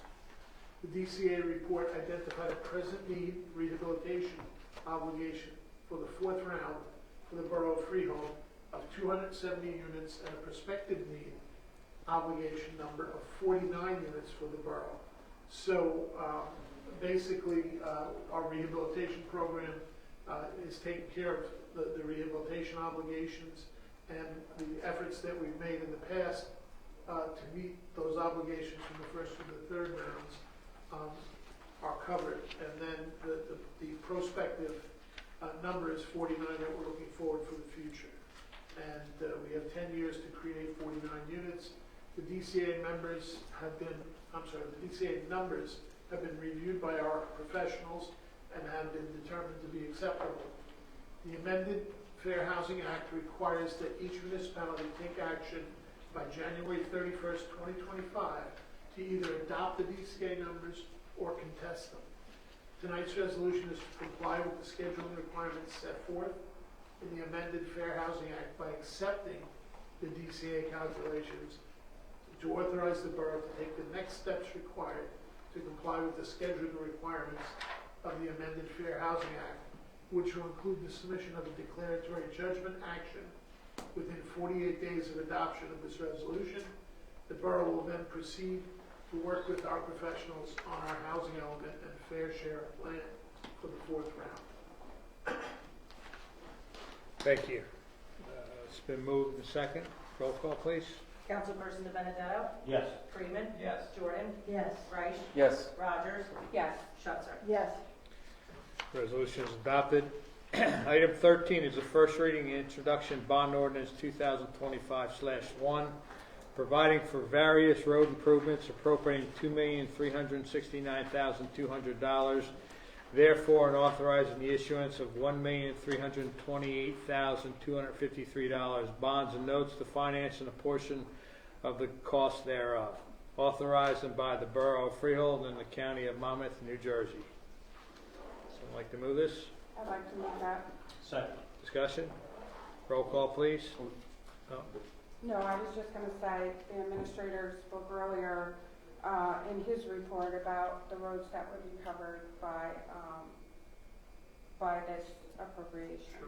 And I'd just also like to comment that the borrowing number is meant to be the total cost of all the paving. The number will be reduced by the grants that we receive. any further discussion? Roll call, please. Councilperson Benedetto? Yes. Freeman? Yes. Jordan? Yes. Reich? Yes. Rogers? Yes. Schuster? Yes. Okay, bond ordinance 2025/1 is introduced. Item 14 is a first reading introduction, bond ordinance 2025/2 for the acquisition of a fire truck, appropriating $1,060,000, therefore, and authorizing the issuance of $1,007,000 bonds and notes to finance a portion of the cost thereof, authorized in and by the Borough of Freehold in the County of Monmouth, New Jersey. Someone like to move that? I'll move that. Second. Discussion? I just want to note, there's also grant money for this, right, Steve? That is correct. Senator Gopal was instrumental in helping our fire department get a grant for $500,000 to cover at least half the cost. We're still scrounging around for more, so don't count us out yet, but we're committed to getting a fire engine for the fire department. Yes, this number seems high, but it's just a roundabout way in which we have to do our business, anticipating the grant to come into effect and maybe some other contributors towards this. Any further discussion? Roll call, please. Councilperson Benedetto? Yes. Freeman? Yes. Jordan? Yes. Reich? Yes. Rogers? Yes. Schuster? Yes. Okay, bond ordinance 2025/2 is introduced. Item 15 is the first reading introduction ordinance 2025/3, amending Title III Revenue and Finance to establish fees for tax records. I'll move that. Second? Discussion? Yes, I have discussion. I would first like for CR5 to be separated. We're not there yet. This is 15. Oh, I'm sorry. Sorry. Any further discussion on item 15? Oh, Roll call, please. Councilperson Benedetto? Yes. Freeman? Yes. Jordan? Yes. Reich? Yes. Rogers? Yes. Schuster? yes. The ordinance 2025/3 is introduced. Item 16 is our consent agenda, and just a note that matters listed on the items of consent agenda are required to conduct the day-to-day operation of the borough and will be enacted by one motion in the form listed below. There will be no separate discussion of these matters. If discussion is desired of any items, that item will be considered separately. Would someone like to move?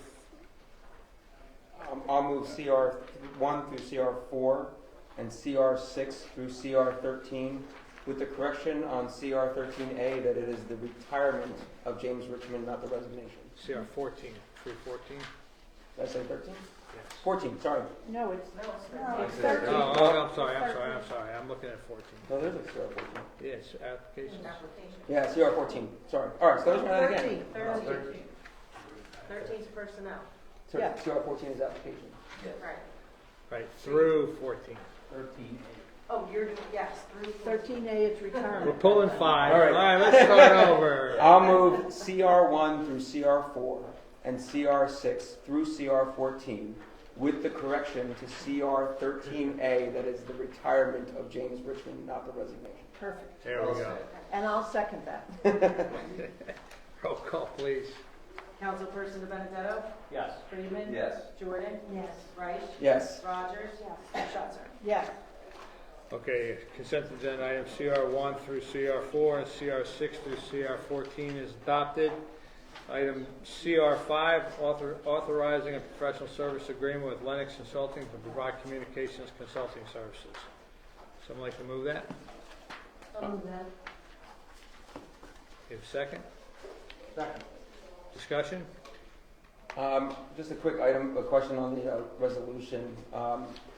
The resolution that we have is absent of cost for the consulting fees, and I don't know if it's something that can be modified here or if it has to be tabled in order to be revised. The consult. The Lennox Communications, the resolution doesn't have a cost associated to it. Yeah, but my understanding is the resolution requires a cost. Yeah, we can. So we just hold. Yeah, we can amend it here. Okay. So what's the amount? It's $17.50 a month. $17.50 a month? Yes. And how long is the contract for? It's 1 year. 1 year?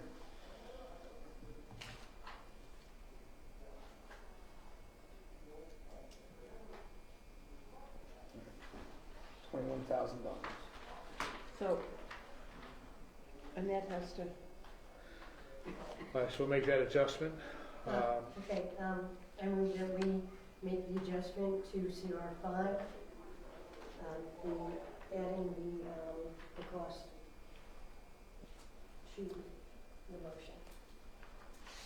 Yes, we'll put the amount in there. So item CR5 is authorize a professional services agreement with Lennox Consulting to provide communication consulting services at a rate of $1,750 a month for a 1-year contract.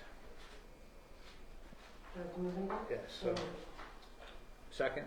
Starting when, ending when, put that in there? It would be a 1-year Date. contract, beginning Whenever. January 1 this year and ending at the conclusion of 2025. Thank you. Do we have a second? Second. Discussion? Roll call, please. Councilperson Benedetto? Yes. Freeman? Yes. Jordan? Yes. Reich? Yes. Rogers? Yes. Schutzer? No.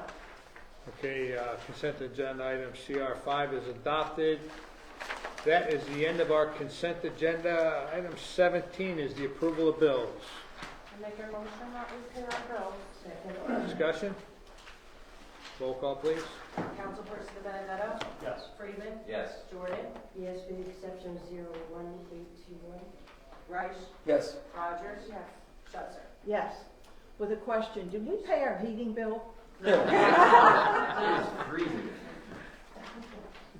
Pretty cold outside too. Okay, our bill list is approved for this evening. I agree with you. It is cold in here. Item 18 is a redevelopment presentation.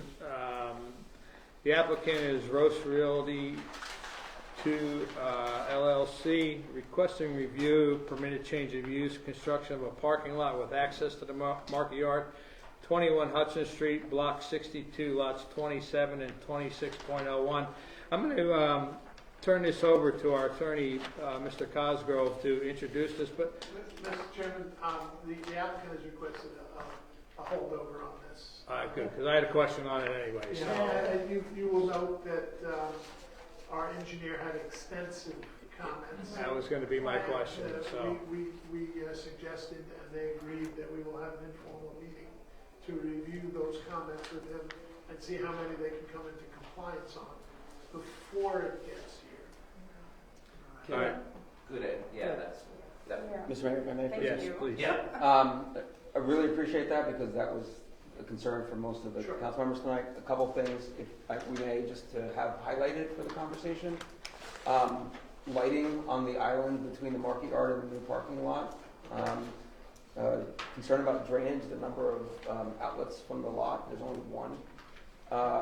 Obviously the landscaping, the buffering that our engineer mentioned, including the tree and planter islands. There's a thought that potentially a one-way angled drive lot might be better than the two-way that's set up. Definitely one way. And then the last item that I have is that currently the opening of the proposed parking lot is where 4 spots are for overnight parking for trucks. If the lot goes there, those overnight spots have to be somehow captured or We relocated. did have preliminary discussions that he was supposed to put the ingress and egress on the other side of the dumpster. Gotcha. I actually kind of like the ingress and egress on that side because where those trucks are now, it really does create a sight angle for cars, difficult sight angles for moving. If we could move those cars into the lot, that would make the sight angle better. Yeah. But so just as part of the review session that you're going to have, if those could be brought up as part of the conversation, I appreciate it. All right, good. So we're going to be holding that one. Yes. Okay, item 19, our public comments. If anyone from the public care to address the governing body with a comment, please step forward, state your name and address for the record.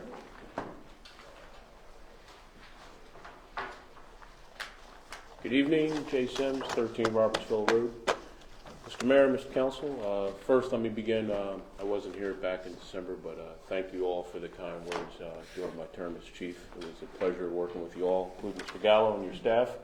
You guys were a godsend, very helpful, resourceful during my time, and I appreciate all the help that you all rendered, so thank you. I'm here tonight, unfortunately, for not so good thing. It's I'm at wit's end with the Borough High School with the parking. Every 2 years, as the clerk knows, we apply for 2 parking permits for a guest pass. The parking is out of control. I had some work done at my house a couple weeks ago. I had to gave a guest pass out for the contractor coming. I had to use my neighbor's driveway for the contractor to park in the driveway. The deliveries, the noises, 3:30 in the morning. In fact, a couple weeks ago, I had a candid conversation with the milk delivery guy. Needless to say, they're not slamming the crates anymore. I tried to do that with all respect. I even had to call a patrol unit a couple weeks ago just from the noise, the banging. If you recall, even back my time on council, we had an issue with the dumpsters. That's not an issue. But the deliveries, the parking, I'm talking between students, staff members, and I don't want to make it a negative thing. If it's not going to be enforced, then at this point, why don't we consider just removal of permit parking along that stretch? There's literally no parking. The other proposal I had, and I see the chief here, maybe perhaps I can reach up to you, chief, is dismissal and arrival. Maybe possibly looking at changing the direction of the cars going down. There's just egress on both sides of the street at this point. It's out of control. Trash, litter at the end of the day, folks waiting for their kids, driveways blocked. Unfortunately, I got into a little confrontation with a parent a couple weeks ago, blocking the driveway, no access to it. It's gotten out of control. I've even spoken to the facilities guy at the high school that I happen to know from just answering fire alarms and doing work with them in the past. He told me that the ordinance doesn't include deliveries and stuff. I kind of chuckled at him and said, I know the ordinance just as well as the council knows the ordinance, unless something's changed that I'm not aware of. But something's got to be done. I didn't want to come here tonight, but it's gotten to the point. It's gotten out of hand. So anything you all can do, and again, Chief, I open myself up if you want to reach out to me, just maybe something with the traffic. I mean, it's maybe a pitch possibly like for dismissal, just having all the cars just going one way. I don't know, something to look into. I don't know if we could legally do that, but something, anything that you guys could render to on both sides of Robertsville? No. So at the end of the day, it's just both sides. You can't get down that street. Even if there was any kind of an emergency, forget it. It's just cars just stop. They block people's driveways. Opposite side is only supposed to be on one side, and then the parking is just an issue with just during the day. And then finally, the only other thing I have is the stretch of Robertsville past the vocational school going down. Every time it snows, the snow drifts are bad. If you guys could consider maybe putting up a snow fence so that the snow doesn't drift onto Robertsville. It causes hazardous conditions. There's been cars in the past, we've had accidents there, there's cars thrown out. And also along Oak, right by Lockwood, maybe putting a snow fence up just because the wind, it's just a current from the field, so it just blows the snow drifts on the roadway. So the high school fields and just the high school fields, and then the field behind the vocational school there on Oak. So just something to consider. Thank you all again. Thank you. Have a good night. Thank you. Anyone else from the public have a comment for the governing body? Seeing no further comment, I make a motion to close the public comments for this evening. Second. Roll call, please. Councilperson DiBenedetto? Yes. Friedman? Yes. Jordan? Yes. Reich? Yes. Rogers? Schuster? Yes. Okay, that closes the public comment section. Item 20 are council reports and comments. Start off with Council President Reich. Thank you, Mr. Mayor. Appreciate it. First off, I want to express my congratulations to Bill on everything that you've accomplished throughout the years. We really appreciate you celebrating your pre-birthday with us here tonight. Thank you for everything you've done for our emergency medical services and for our town. We can't thank you enough, so really appreciate that. I also want to say thank you and enjoy to retirement to Jimmy Richmond. I know Jimmy back from high school, and I know that he was a strong member of our force, our police force, and so Chief, you could just wish him all the best and all his future endeavors from us. We appreciate that.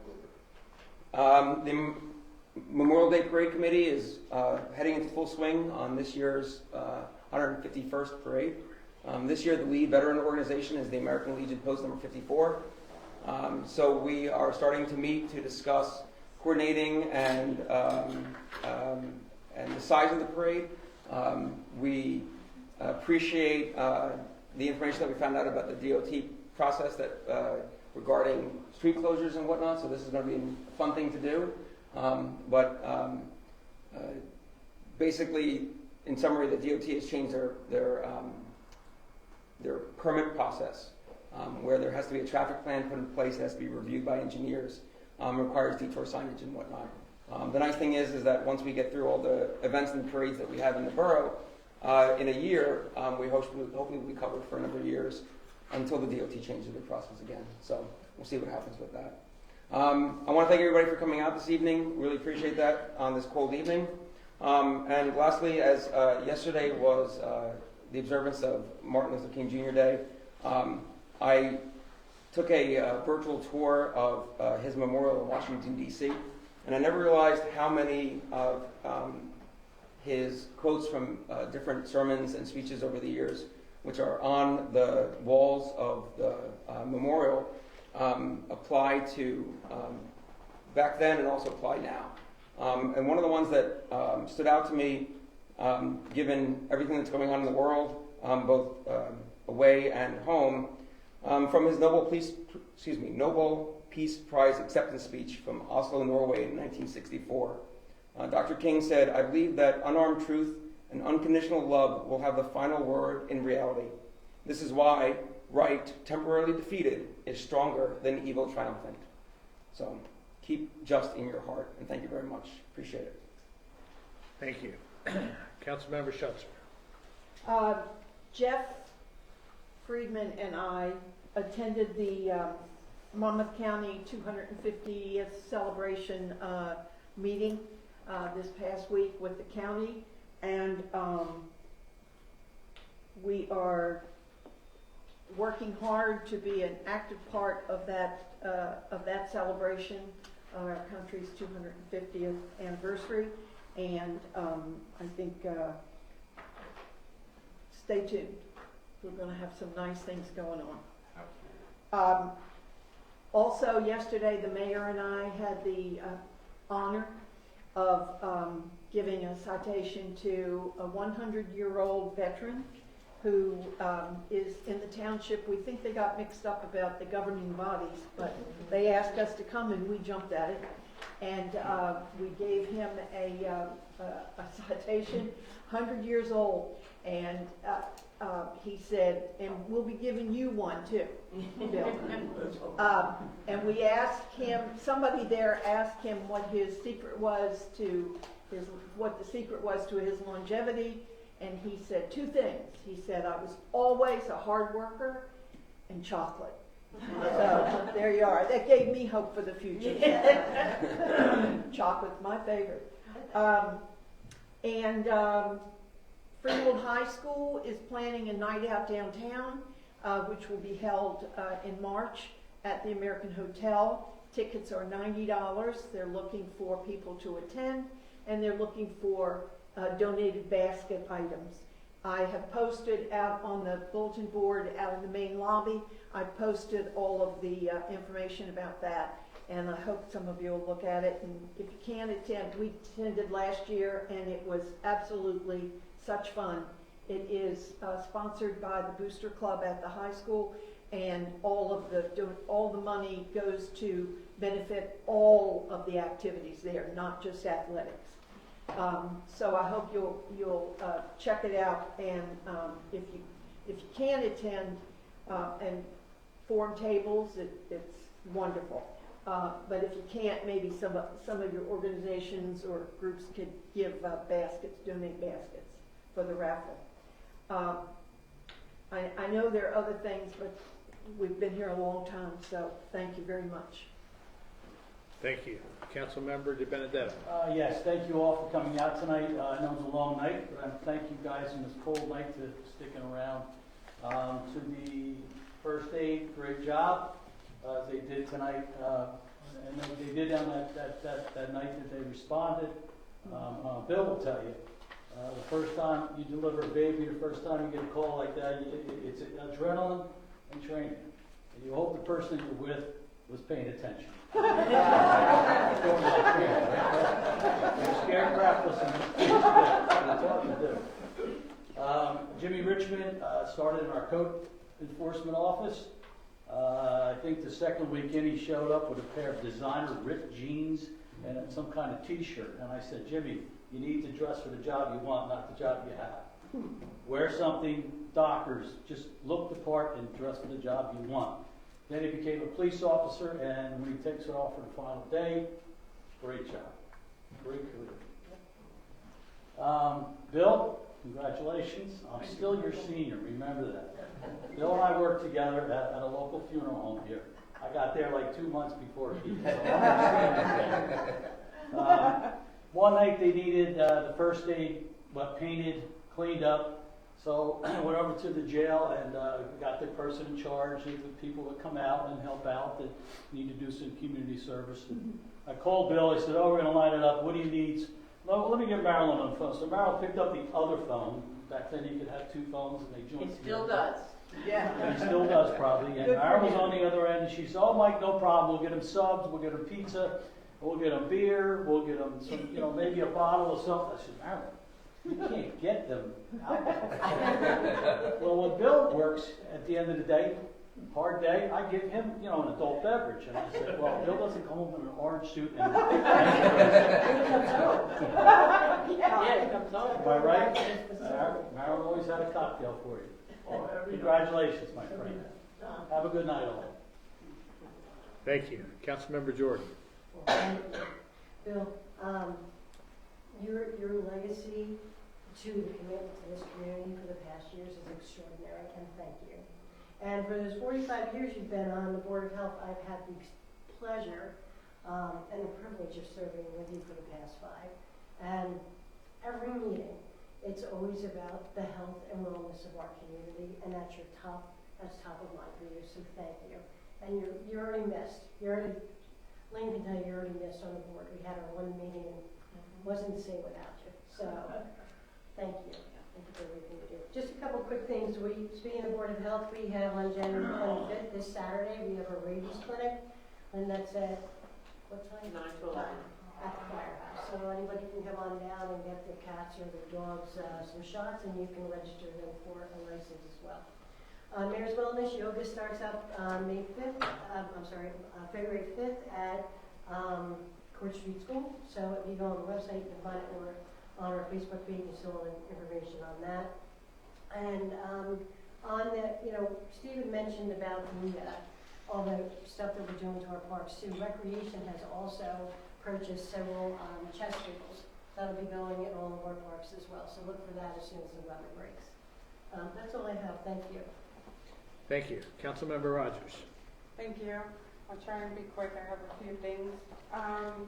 So this past Sunday, there was supposed to be a Martin Luther King program at New Agape Church, and it was postponed until next Sunday, from what I understand. Same time and same speakers and everything. On January 9th, at the recommendation of the Human Relations Advisory Commission, we were pleased to be able to honor our police officers for Law Enforcement Appreciation Day and provide a lunch for them. So I hope you enjoyed it. You're welcome. It was fun. It was something that was fun, and it obviously was an honor for us to be able to do that. We're going to thank you for your help with that, Steve. And hopefully, going forward, we'll have more days like that where we'll be able to appreciate those in the community that work hard for us. Yesterday was Martin Luther King Jr. Day. He was a community leader and an activist. So we just want to recognize the work that he did to bring us to where we are today, and also recognize that there's still a lot more work we need to do. But as we move forward as a community, I hope that we remember to respect and appreciate our commonalities as well as our own differences. Just real quickly, the library has several great programs that they've started. They have, this is important for those who are like me, who procrastinate bringing things back. Right now, it's a fine-free period. It's a grace period. So if you have anything that belongs at the library, you can bring it back and not get charged for it. You can bring it in person, or you can leave it in the drop box.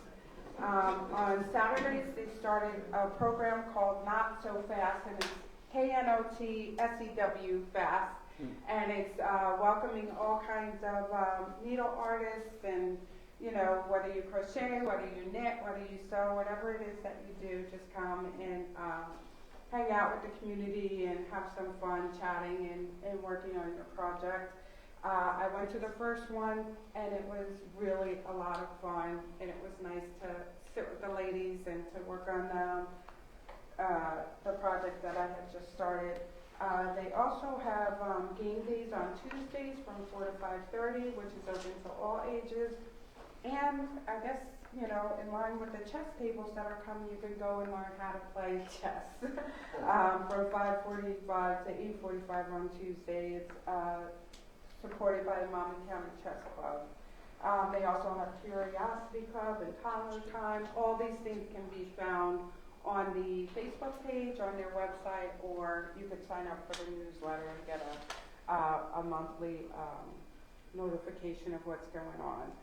I also want to extend my congratulations to Mr. Madden. Thank you for all you've done for our community, and I wish you many more years as you celebrate your 97th birthday. Thank you. And that's it. Thank you. Thank you. Councilmember Frieden. Thank you, Mr. Mayor. I too want to thank Jimmy Richmond and wish him luck on his retirement. It's been an honor to work with him over the years.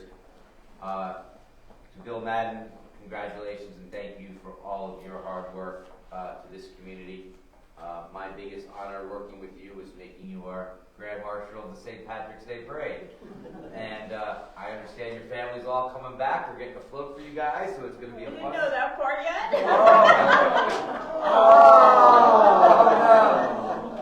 Oh, you didn't hear it. March in the parade. But you're gonna ride. We'll find something for you to ride. Whoops. It was a work in progress, but we wanted to make sure, and I know my sister just talked to you. Yes, I was so excited to hear that the whole family is going to be joining. And with that, I just want to remind everyone the St. Patrick's Day Parade is March 16th, and so you can register, and it's going to be a great day. There's a whole bunch of events that week, a couple shows that day, so come out, have a great time, and kick off the spring here in downtown Freehold. That's it. Thank you. Thank you. Okay, one more. Sorry. Here, do I need this? No. Isn't he funny? I just want to say, and I just thought about this, that kind of appropriate for Jimmy Richmond's retirement and for the Little League and soccer thing we were talking about tonight. 1 year, years ago, and by the way, I went to Jimmy Richmond's christening, so I've known him. It's difficult for me to believe that he's old enough to retire, but anyway, I wish him all the best, and he knows that. But 1 year, Mike Wilson was supposed to throw out the first ball at the Little League thing, and he couldn't come, and I was the only one there, so I had to throw the ball out. Needless to say, I can't throw a ball. Strike? Yeah, really. So that night there was a benefit spaghetti dinner at the American Legion, and we all went to the American Legion. I walked into the American Legion upstairs, and Jimmy Richmond, who was a little leaguer then, proceeded to say, "Look, Mom, there's that woman that couldn't get the ball." So, Jimmy, I hope I got you back if you're listening, and I do wish you well. Thank you. Thank you. Real quick before we go to item 21. Bill, thanks for everything. You know, when we knew we were gonna recognize the EMS for that call that they were on. And you just recently retired from Board of Health, and reached out to Linda, said, I think your dad could come, you know, we'd like to honor him in a council meeting. So, I mean, you're a legend. You're a community legend. You know, your unwavering contribution to this community is second to none. So we just really appreciate everything you've done for everybody. I'm looking at Ellen and Ted in the back. You spent many time with their mom over the years in the first aid. And so just thank you, Linda. Thank you for dragging your dad out on this cold night. Oh, it didn't take much twisting of an arm. Really appreciate it. Thank you for everything. Congrats to Jimmy. Congrats to the EMS. Speaking of the St. Patty's Day Parade, I was talking to Fergus from our friends from Ireland. They will be coming back over. A contingent from Ireland is coming back over to be in the St. Patty's Day Parade again. They formally adopted our twinning resolution, so they're going to be coming over in March. Probably they're going to be in the parade. Probably come to the council meeting the next day, and we're going to officially sign the documents to twin Rathangan, Ireland, and Freehold, New Jersey. So that's going to be exciting. And Chris and Evan, thank you for all you guys have done. We've said it for a long time. Ellen and I have 3 daughters. They all played soccer, and we're really into travel soccer. Soccer is going to explode in the next 2 years. They've said it for a long time. They said that the reason soccer isn't big in this country because there's a variety of different sports to play. This World Cup is going to take that to another level. So these guys are working with the youth already. We're going to do whatever we can to help that cause. So thank you for everything. Thank you all for coming out tonight. We do have, we're going to go into executive session. We're going to go in. We're going to come back out just to close the meeting. We're not going to take any action. But item 21 is a resolution authorizing a meeting not open to the public in accordance with the provisions of the New Jersey Open Public Meetings Act, NJSA 10:4-12B8 for litigation. Someone like to move that? I would love to move that. Second? Roll call, please. Councilperson De Benedetto? Yes. Friedman? Yes. Jordan? Yes. Reich? Yes. Rogers? Yes. Schuster? Yes. Okay, that resolution is adopted. We are going to go into executive session now.